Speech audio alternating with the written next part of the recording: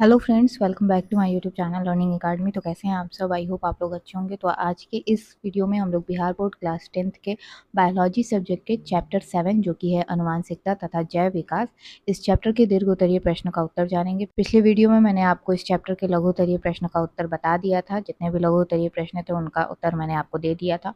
आज की वीडियो में हम इस चैप्टर के दीर्घोत्तरीय प्रश्नों का उत्तर जानेंगे। तो आइए बिना टाइम वेस्ट किए आज का वीडियो शुरू करते हैं और दीर्घोत्तरीय प्रश्नों का उत्तर जानते हैं। लेकिन उससे पहले आप सभी से हमेशा की तरह एक छोटी सी रिक्वेस्ट है कि अगर आप हमारे यूट्यूब चैनल पर पहली बार विजिट करें तो प्लीज़ हमारे यूट्यूब चैनल को सब्सक्राइब करके बेल नोटिफिकेशन पर क्लिक कर लीजिए, जिससे आने वाले हर वीडियो के, हर लाइव क्लासेस के नोटिफिकेशन आपको समय समय पर मिलती है। साथ ही जो भी बच्चे क्लास 10th के SST की क्लासेस करना चाहते हैं, हिस्ट्री, ज्योग्राफी, इकोनॉमिक्स, सिविक्स, इन सब की, वो हमारे सेकंड चैनल को सब्सक्राइब कर सकते हैं। सेकंड चैनल का लिंक आपको नीचे डिस्क्रिप्शन बॉक्स में और आपके स्क्रीन पर भी फ्लैश हो रही है, लर्निंग अकेडमी 2.0, जहाँ पर बिहार बोर्ड क्लास 10th के SST की क्लासेस होती हैं। ठीक है, तो जो भी बच्चे SST की क्लासेस करना चाहते हैं वहाँ पर जा करके SST की क्लासेस कर सकते हैं। तो आइए वीडियो शुरू करते हैं और दीर्घोत्तरीय प्रश्न का उत्तर जानते हैं। फ्रेंड्स, ये है दीर्घोत्तरीय प्रश्न, जिसमें टोटल 8 प्रश्न हैं। आइए 8 प्रश्न का उत्तर जानते हैं एक एक करके। सबसे पहला प्रश्न है, विभिन्नता क्या है? जननिक विभिन्नता एवं कायिक विभिन्नता का वर्णन करें। तो फ्रेंड्स, यहाँ पर प्रश्न जो है उसका उत्तर मैंने लिख लिया है। ठीक है, लिख के रखा है, बस आप लोग को यहाँ पे समझा देती हूँ।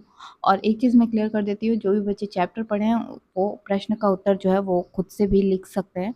ठीक है, खुद से लिखने का मतलब ये नहीं है कि आप लोग को उस प्रश्न का उत्तर अपने से लिखना है। कहने का मतलब ये है कि अगर आप लोगों को प्रश्न का अर्थ समझ में आ गया कि एक्चुअली उस प्रश्न में क्या पूछा जा रहा है और आपने चैप्टर पढ़ा हुआ है, उस टॉपिक को पढ़ा हुआ है, तो आप उस प्रश्न का उत्तर ईजिली खुद से अपने शब्दों में बना करके लिख सकते हैं।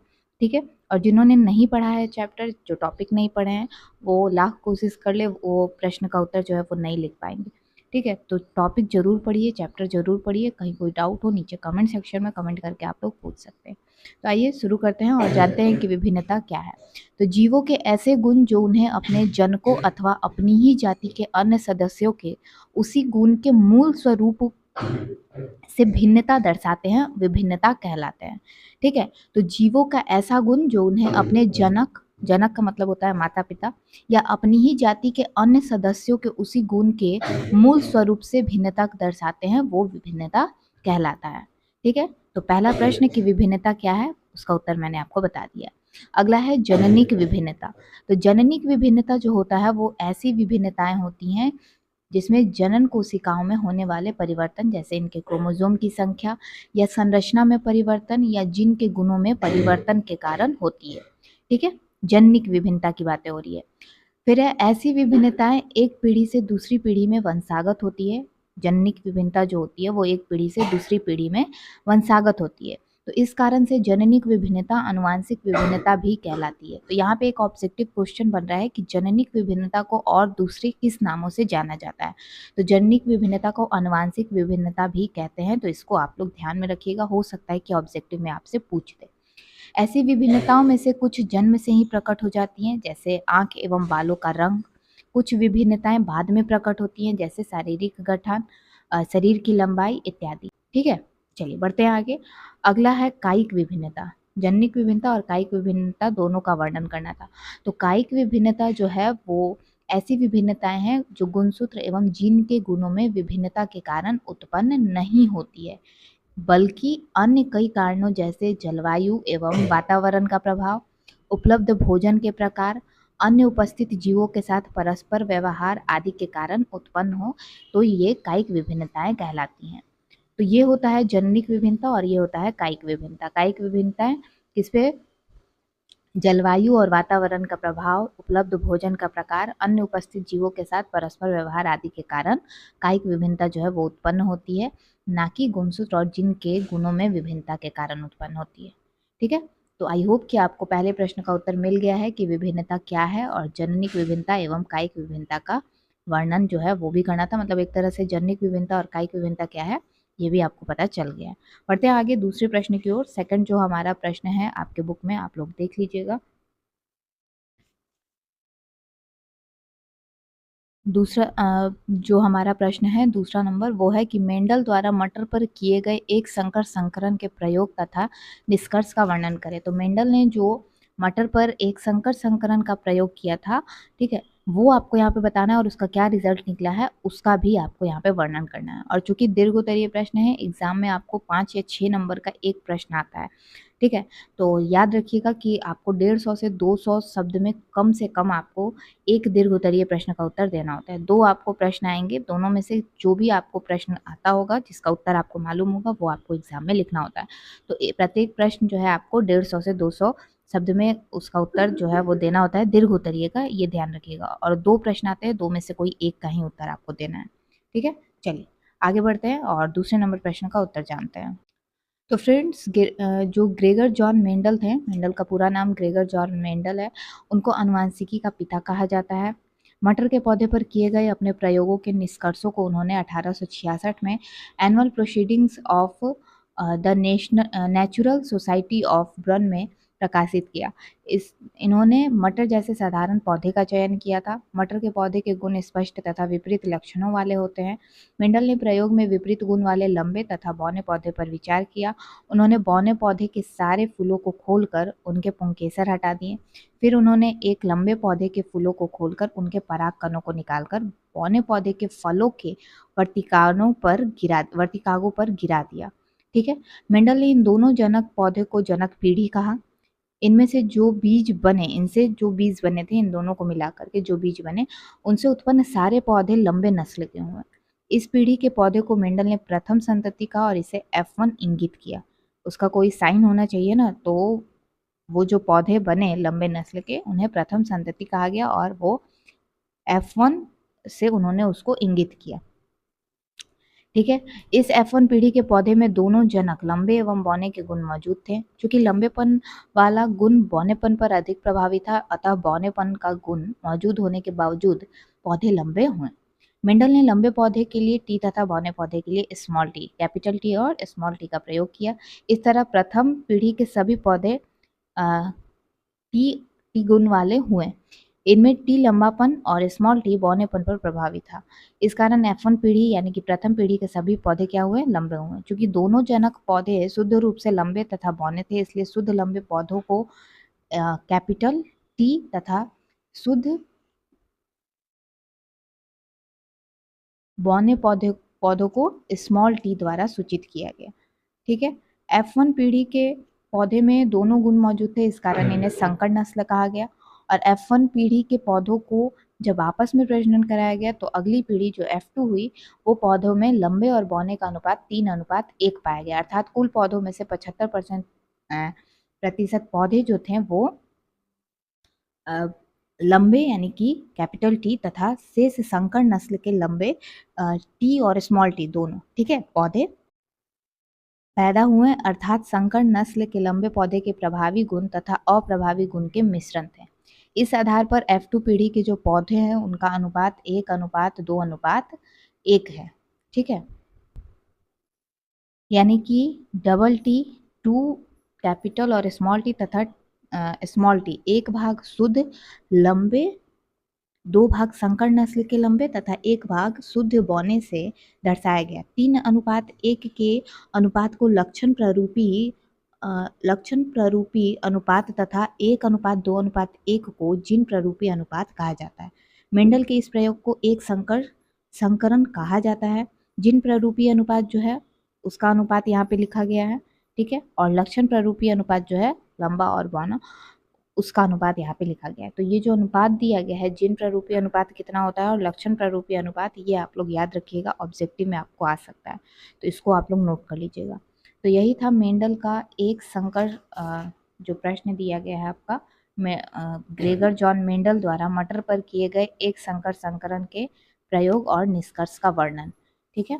थोड़ा सा लॉन्ग था, आप इसको देख सकते हैं, ठीक है। तो अगर आपको प्रश्न संख्या 1 और प्रश्न संख्या 2 में कहीं कोई डाउट है, कोई कंफ्यूजन है, तो आप लोग नीचे कमेंट सेक्शन में कमेंट करके पूछ सकते हैं। बढ़ते हैं आगे अगले प्रश्न की ओर। तीसरा नंबर हमारा प्रश्न है कि मनुष्य में लिंग निर्धारण की विधि का वर्णन करें, ठीक है। तो ये आपकी बुक में भी दिया है, आप लोग वहाँ भी देख सकते हैं, फिगर के थ्रू समझ सकते हैं। लिंग निर्धारण विधि जो है वो आपको फिगर के थ्रू भी आता है एग्जाम में बनाने के लिए, दीर्घोत्तरीय में, कि आप फिगर के थ्रू इस चीज़ को समझाएं। तो वो फिगर आपका यहाँ पे दिया है, मैं आपको दिखा देती हूँ। तो यहाँ पे मनुष्य में लिंग निर्धारण विधि जो है उसका फिगर दिया है, यही फिगर आपको एग्जाम में बनाना होगा, ठीक है। और अगर आपको वर्णन करने को कह रहा है तो वर्णन जो है वो मैं आपको लिख के यहाँ पे अभी जो रखी हूँ वो मैं आपको अभी बताती हूँ। तो यही आपको वर्णन करना होता है, और फिगर कहेगा तो फिगर भी आपको बनाना पड़ेगा। वैसे दोनों में से अधिकतर कोई एक ही आता है, दोनों नहीं आता है, और ज़्यादातर वर्णन करने को ही आता है, ठीक है। तो आप इसको देख लीजिए, ठीक है। चलिए तो शुरू करते हैं। यहाँ पे मनुष्य में लिंग निर्धारण विधि का वर्णन करने को कहा है। तो मानव में लिंग के निर्धारण का विशेष लिंग जो है वो गुण सूत्रों के आधार पर होता है। लिंग निर्धारण जो है वो विशेष लिंग गुण सूत्रों के आधार पर होता है। नर में XY गुण सूत्र होते हैं और मादा में XX गुण सूत्र विद्यमान होते हैं, ये याद रखना है आपको, ठीक है। इससे स्पष्ट है कि मादा के पास वाई गुणसूत्र होता ही नहीं है। जब नर मादा के संयोग से संतान उत्पत्ति होती है तो मादा किसी भी अवस्था में नर शिशु को उत्पन्न करने में समर्थ हो ही नहीं सकती, क्योंकि वाई गुणसूत्र मादा के पास नहीं होते हैं। देखिए, क्योंकि नर शिशु में XY गुणसूत्र होने चाहिए, और निषेचन क्रिया में यदि पुरुष का X लिंग गुणसूत्र यदि स्त्री के X लिंग गुणसूत्र से मिलता है तो इससे XX जोड़ा बनेगा, अतः संतान लड़की के रूप में होगी। लेकिन जब पुरुष का Y लिंग गुणसूत्र स्त्री के X लिंग गुणसूत्र से मिलकर निषेचन करेगा तो XY बनेगा, तो इससे लड़के का जन्म होगा। तो किसी भी परिवार में लड़के या लड़की का जन्म पुरुष के गुणसूत्र पर डिपेंड करता है, ना कि स्त्री के गुणसूत्र पर, क्योंकि वाई गुणसूत्र ही केवल पुरुष में ही होते हैं, और वही लड़का या लड़की के लिए जो है वो उत्तरदायी होता है। तो लड़का या लड़की होना जो है वो नर पे डिपेंड करता है, ना कि मादा पे, ठीक है। तो मानव में लिंग गुणसूत्र का निर्धारण किस तरीके से होता है ये मैंने आपको यहाँ पे बता दिया है। आगे बढ़ते हैं अगले प्रश्न की ओर। चौथा नंबर जो हमारा प्रश्न है वो है जैव विकास क्या है और लामार्कवाद का वर्णन करें, ठीक है। तो आइए इस प्रश्न का उत्तर जानते हैं। तो इसका उत्तर हो जाएगा कि पृथ्वी पर वर्तमान जटिल प्राणियों का विकास प्रारंभ में पाए जाने वाले सरल प्राणियों की परिस्थिति और वातावरण के अनुसार हुआ है। सजीव जगत में होने वाले इस परिवर्तन को ही जैव विकास कहते हैं, ठीक है। यानी पृथ्वी पर वर्तमान में जो जटिल प्राणी का विकास हुआ है और प्रारंभ में पाए जाने वाले जो सरल प्राणी की परिस्थिति जो सरल प्राणी हुए हैं वो उनकी परिस्थिति और जो उनका जन्म हुआ है वो किस तरीके से हुआ है वो वातावरण के पर डिपेंड किया है। और सजीव जगत में होने वाले जो ये परिवर्तन है इसी को हम लोग जैव विकास कहते हैं। लामार्क जो थे वो फ्रांस के एक प्रसिद्ध प्रकृति वैज्ञानिक थे। इन्होंने सर्वप्रथम 1809 में जैव विकास के अपने विचारों की अपनी पुस्तक फिलोसफी जूलॉजिक में प्रकाशित किया कि लामार्क के सिद्धांत को उपार्जित लक्षणों का वंशागति सिद्धांत कहते हैं। लामार्क के अनुसार वे अंग जो जीवधारियों की अनुकूलता के लिए महत्वपूर्ण हैं बार बार उपयोग में लाए जाते हैं, जिससे कि उनका विकास होता है। लेकिन वैसे लक्षण जो अनुकूलता की दृष्टि से महत्वपूर्ण नहीं है या हानिकारक हो सकते हैं उनका उपयोग नहीं किया जाता है, जिससे वे धीरे धीरे नष्ट हो जाते हैं। लामार्क की यह अवधारणा थी कि परिवर्तित वातावरण के कारण जीवों के अंगों का उपयोग अधिक या कम होता है। जिन अंगों का उपयोग अधिक होता है वे अधिक विकसित हो जाते हैं, और जिनका उपयोग नहीं होता है उनका धीरे धीरे ह्रास हो जाता है। यह परिवर्तन वातावरण अथवा जंतुओं के उपयोग पर निर्भर करता है। इस कारण जंतु के शरीर में जो परिवर्तन होता है उसे उपार्जित लक्षण कहा जाता है। ये लक्षण वंशागत होते हैं, अर्थात एक पीढ़ी से दूसरी पीढ़ी में प्रजनन के द्वारा चले जाते हैं। ऐसा लगातार होने से कुछ पीढ़ियों के पश्चात उनकी शारीरिक रचना बदल जाती है तथा एक नए प्रजाति का विकास होता है। हालांकि लामार्कवाद कि इस सिद्धांत का कई वैज्ञानिकों ने खंडन भी किया है। यानी कि लामार्कवाद का जो सिद्धांत है जो इन्होंने बताया है इसका बहुत सारे वैज्ञानिकों ने खंडन भी किया है। लेकिन एक्चुअली जो इनका सिद्धांत कहा जा रहा है, जो सिद्धांत आपसे पूछ रहा है, जो आपके बुक में दिया है, लिखना आपको वही है। मतलब एक तरह से कि अगर कोई ये चीज़ कहा है तो उसका खंडन भी किया गया है, कि मतलब उसको नकारा गया है कि नहीं ये चीज़ ऐसा नहीं है, ठीक है। यानी कि जो लामार्कवाद ने कहा है तो कुछ वैज्ञानिकों ने उनके बातों का खंडन किया है कि नहीं इन्होंने जो कहा है वो सही नहीं है। तो जो भी हो, लेकिन बुक में जो दिया है लामार्कवाद का सिद्धांत आपको वही पढ़ना है, और अगर एग्जाम में आता है तो आपको यही लिखना है, ठीक है। बढ़ते हैं आगे अगले प्रश्न की ओर। अगला प्रश्न है डार्विन के प्राकृतिक चयन के सिद्धांत का वर्णन करें। तो डार्विन का जो नाम था वो था चार्ल्स डार्विन, और चार्ल्स डार्विन का प्राकृतिक चयन का जो सिद्धांत था उसके अनुसार से ये कहा जा रहा है। पहला पॉइंट ये है कि जीव जंतुओं में जनन की प्रचुर क्षमता है जिससे आबादी तेजी से बढ़ती है, ठीक है। दूसरा पॉइंट ये कह रहा है कि आबादी के बढ़ने पर संसाधनों को प्राप्त करने के लिए प्रतियोगिता प्रारंभ हो जाती है जो जीवन संघर्ष का रूप धारण कर लेती है, ठीक है। अगला पॉइंट है तीसरा पॉइंट कि जीवन संघर्ष में वे जीव ही जीवित रह पाते हैं जो सबसे अधिक सक्षम होते हैं। अयोग्य जीव नष्ट हो जाते हैं और डार्विन के इस सिद्धांत के अनुसार प्रकृति योग्यतम जीवों का ही वरण या चयन करती है। ठीक है, इसलिए इसे प्राकृतिक चयन का सिद्धांत कहते हैं। तो ये 3 पॉइंट थे डार्विन के प्राकृतिक चयन का जो सिद्धांत था, वो इस 3 पॉइंट के थ्रू बता दिया गया है आपको। बुक में भी आपके दिया हुआ है। अगर आपको कहीं कोई डाउट है, कुछ पूछना है या फिर कुछ समझ में नहीं आ रहा है तो एक बार आप बुक में भी देख सकते हैं, जिससे आपके डाउट जो है वो क्लियर हो सकते हैं। और अगर फिर भी आपको कुछ ना समझ में आए, कहीं कोई डाउट हो, तो आप लोग नीचे मुझसे कमेंट सेक्शन में कमेंट करके पूछ सकते हैं। ठीक है, चलिए बढ़ते हैं आगे अगले प्रश्न की ओर। अगला प्रश्न है अनुवांशिक विभिन्नता के स्रोतों के वर्णन करें। अनुवांशिक विभिन्नता का स्रोत जो है उसका वर्णन आपको यहाँ पे करना है। ये प्रश्न संख्या जो है वो 6 है। ठीक है, चलिए तो इस प्रश्न का उत्तर आप यहाँ पे देख सकते हैं। सारे प्रश्नों का उत्तर मैंने लिख के रखा है, बस आपको पढ़ के मैं यहाँ पे समझा दे रही हूँ। जीवों में अनुवांशिक विभिन्नता उत्परिवर्तन के कारण होता है तथा नई जाति के विकास में इसका योगदान हो सकता है। क्रोमोसोम पर स्थित जीन की जो संरचना होती है तथा जो स्थिति में परिवर्तन होते हैं वही उत्परिवर्तन का कारण होता है। अनुवांशिक विभिन्नता का दूसरा कारण अनुवांशिक पुनर्योग भी है।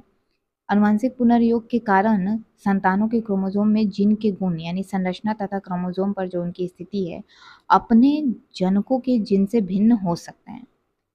कभी कभी ऐसे नए गुण जीवों को वातावरण में अनुकूलित होने में सहायक नहीं भी होते हैं। ऐसी स्थिति में आपसी स्पर्धा, रोग इत्यादि कारणों से वैसे जीव विकास की दौड़ में विलुप्त हो जाते हैं। बचे हुए जो जीव होते हैं ऐसे लाभदायक गुणों को अपने संतानों में संचरित करते हैं और इस तरह प्रकृति नए गुणों वाले कुछ जीवों का चयन कर लेती है तथा कुछ को निष्कासित कर देती है। प्राकृतिक चयन द्वारा नए गुणों वाले जीवों का विकास इसी प्रकार से होता है। तो अनुवांशिक विभिन्नता का जो स्रोत है वो एक तरह से क्या है, उत्परिवर्तन। और उत्परिवर्तन में क्या होता है ये मैंने आपको यहाँ पे क्लियर कर दिया। ठीक है, तो ये प्रश्न संख्या 6 था, अनुवांशिक विभिन्नता के स्रोतों का वर्णन करना था, जो मैंने आपको यहाँ पे उसका उत्तर बता दिया। मैं आपको इसलिए कहती हूँ बुक पढ़ने को या टॉपिक पढ़ने को, क्योंकि अगर आपको एग्जाम में प्रश्न आता है तो उसका उत्तर आप याद करके अगर जाएंगे तो हो सकता है कि अगर आप भूल जाएं तो आप उस प्रश्न का उत्तर ना दे पाएँ। तो इसलिए अगर आपको टॉपिक आपने पढ़ा है, उस टॉपिक को समझा है, तो कोई उस टॉपिक से रिलेटेड जो भी प्रश्न आपको आएगा आप लोग उस प्रश्न का उत्तर आसानी से दे पाएंगे अगर आप उस प्रश्न का अर्थ समझ लेते हैं तो, कि अगर आपसे इस प्रश्न में क्या पूछा जा रहा है। ठीक है, लेकिन अगर आपने चैप्टर नहीं पढ़ा है, टॉपिक नहीं पढ़ा है, तो आप उस किसी भी प्रश्न का उत्तर नहीं दे सकते हैं, चाहे वो उस टॉपिक से हो या फिर उस चैप्टर से हो।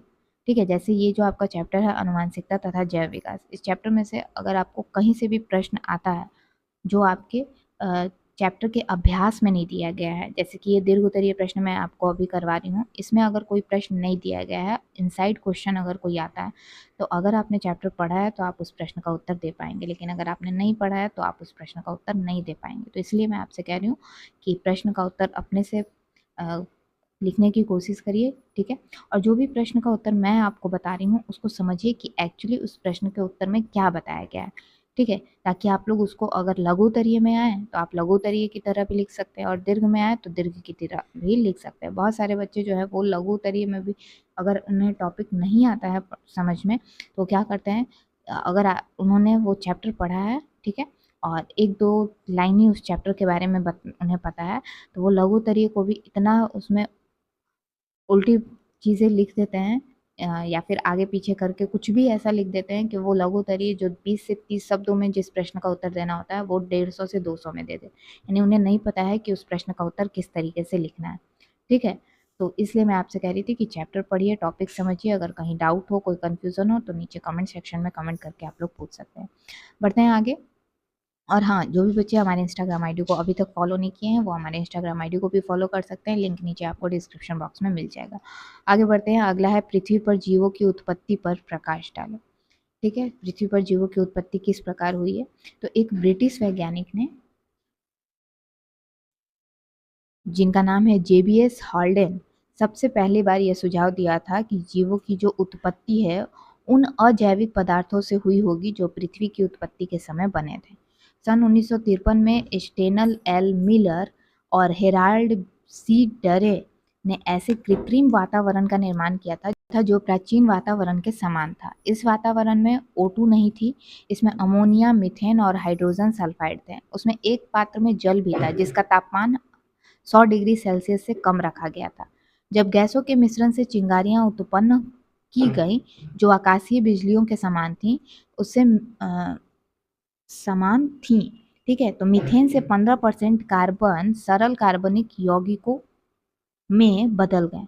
इनमें एमिनो अम्ल भी संश्लेषित हुए जो प्रोटीन के अणुओं का निर्माण करते हैं, और इसी आधार पर हम कह सकते हैं कि जीवनों की उत्पत्ति अजैविक पदार्थों से हुई है। तो इन्होंने, जो ये वैज्ञानिक थे, इन्होंने एक कृत्रिम वातावरण का निर्माण किया, और वो वातावरण वैसा था, जब पृथ्वी बना होगा तो उन्होंने अनुमान लगाया कि एक इस तरह का वातावरण उस समय होगा।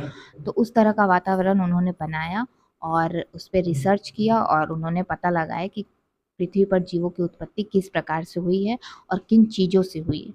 तो उनका ये मानना था कि पृथ्वी पर जीवों की जो उत्पत्ति है, यानी जो भी जीवन की उत्पत्ति हुई है, वो अजैविक पदार्थों से हुई है। ठीक है, चलिए बढ़ते हैं आगे अगले प्रश्न की ओर। अगला है, जीवों में जाति उद्भवन की प्रक्रिया कैसे संपन्न होती है। ये आपके दीर्घ उत्तरीय प्रश्न का अंतिम प्रश्न है। ठीक है, प्रश्न संख्या 8। देखिए, जीवों में जाति उद्भवन की प्रक्रिया कैसे संपन्न होती है, तो ये आपसे पूछा गया। ठीक है, तो आइए आपको इस प्रश्न का उत्तर बताते हैं, जो कि दीर्घ उत्तरीय का आखिरी प्रश्न है। तो फ्रेंड्स, जीवों में जाति उद्भवन जो है वो एक जटिल प्रक्रिया है जिसके द्वारा एक प्रजाति से दो या दो से अधिक नई प्रजातियां बनती हैं, और यह प्रक्रिया आमतौर पर भौगोलिक या प्रजनन संबंधी अलगाव के कारण होता है, जिसके कारण विभिन्न आबादी के बीच जीन प्रवाह बाधित होता है। ठीक है, तो सबसे पहले पहला पॉइंट भौगोलिक अलगाव देख लेते हैं कि जब एक प्रजाति की आबादी भौगोलिक रूप से अलग हो जाती है, जैसे कि पहाड़, नदी या महासागरों द्वारा, तो विभिन्न समूहों के बीच जीन का प्रवाह जो है वो बाधित हो जाता है। दूसरा, अनुवांशिक विचलन। जब आबादी अलग हो जाती है तो वे अलग अलग दिशाओं में विकसित हो सकती है, जिससे उनके अनुवांशिक अंतर बढ़ जाते हैं। उत्परिवर्तन, अनुवांशिक पुनर्संयोजन और प्राकृतिक चयन जैसे कारक अनुवांशिक विचलन में योगदान करते हैं। और तीसरा, प्राकृतिक चयन। वह प्रक्रिया है जिसके द्वारा कुछ लक्षण दूसरों की तुलना में अधिक फायदेमंद होते हैं और अगली पीढ़ी में पारित होने की अधिक संभावना होती है। प्राकृतिक चयन आबादी को उनके पर्यावरण के अनुकूल बनाने में मदद करते हैं और अंततः नई प्रजातियों के विकास में योगदान कर सकता है। तो एक्चुअली जाति उद्भवन जो है वो एक जटिल प्रक्रिया है, ठीक है, जिसके द्वारा एक प्रजाति से दो या दो से अधिक नई प्रजातियां बनती है। और यह प्रक्रिया किस पे, तो अलग अलग चीज़ों पे डिपेंड करती हैं। भौगोलिक या प्रजनन संबंधी अलगाव के कारण होता है, या और भी कारण हो सकते हैं इसके। ठीक है, आप इसमें कुछ और भी ऐड करना चाहें बुक में पढ़ करके तो आप कर सकते हैं, लेकिन बेसिकली ये 3 पॉइंट मुझे मोस्ट इंपॉर्टेंट लगे, तो इसलिए मैंने इसमें इसको लिख दिया।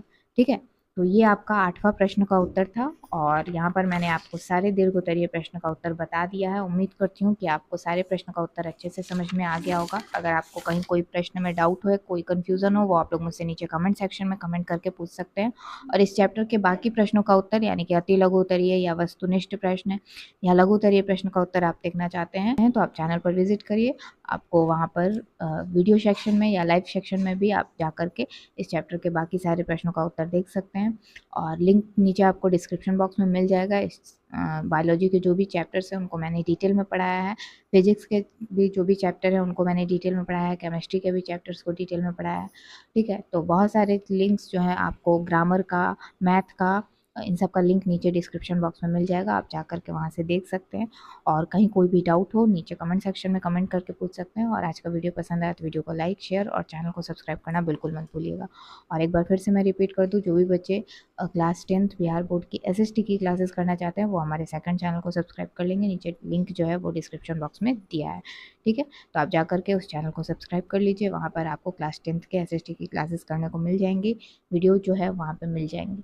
ठीक है, और हमारे इंस्टाग्राम ID को फॉलो करना बिल्कुल मत भूलिएगा, उसका भी लिंक आपको नीचे डिस्क्रिप्शन बॉक्स में मिल जाएगा। तो आज की वीडियो में बस इतना ही, तब तक के लिए take care, bye bye and thanks for watching.